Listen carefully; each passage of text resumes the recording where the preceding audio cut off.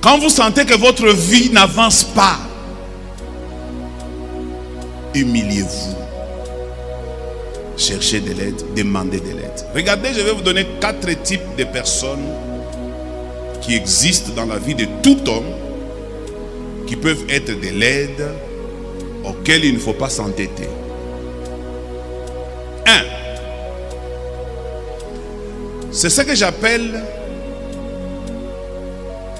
les personnes moins importantes, mais qui connaissent des personnes plus importantes.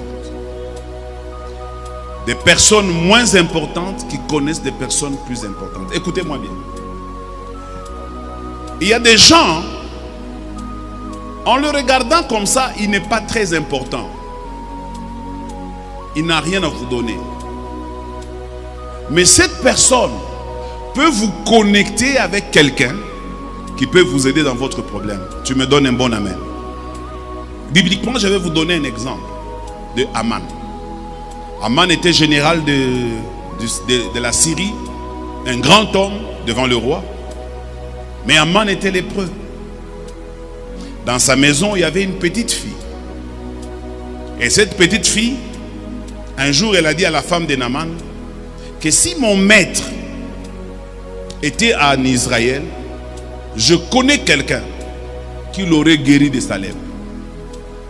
Et lorsque Aman revient le soir, sa femme lui dit, cette petite fille m'a dit, si tu étais en Israël, elle connaît quelqu'un qui peut te guérir de la lèpre.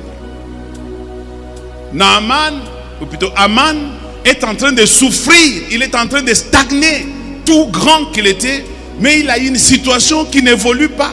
Il a vu des médecins, il s'est fait soigner, il a fait tout ce qu'il pouvait parce qu'il avait assez de moyens, mais ça ne marchait pas. Il faisait que du surplace.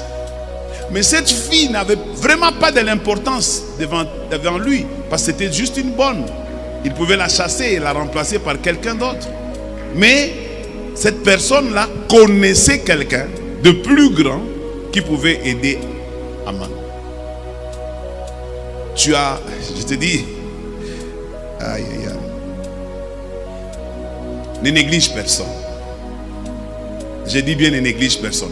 Tu peux être en train de souffrir d'une maladie dans cette église. Il y a quelqu'un qui connaît quelqu'un. S'il te donne seulement un produit, c'est fini. Cette situation termine. Par orgueil, tu peux demeurer avec ta maladie. Aman pouvait dire à cette fille, moi, aller en Israël. Non, je ne peux pas. Parce qu'en lui, il y avait de l'orgueil. Et quand il est allé auprès d'Élisée, lorsque Élisée n'est même pas sorti, c'est ce que je vous ai dit les mercredis passés. Élisée n'est même pas sorti de la maison en apprenant qu'il y a un grand général dehors qui est venu avec des chars et des chevaux, avec toute la cérémonie. Vous voyez, quand un général passe, même ici, les cortèges commencent à bouger la ville. Aman, c'était aussi comme ça.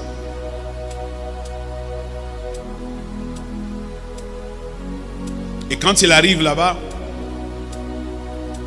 attends, c'est Aman, c'est Naaman. Naaman, excusez-moi. Quand il arrive là-bas, le prophète ne sort même pas. Le prophète dit seulement, allez dire à Naaman qu'il aille se jeter 7 fois dans le Jourdain et il sera guéri.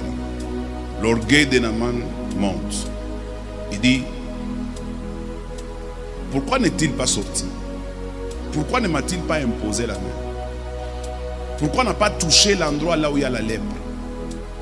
Et il me demande d'aller me jeter dans le Jourdain. Est-ce qu'il n'y a pas chez nous aussi des fleuves plus beaux que celui du Jourdain? L'orgueil. Moi je parle de l'humilité pour se faire aider.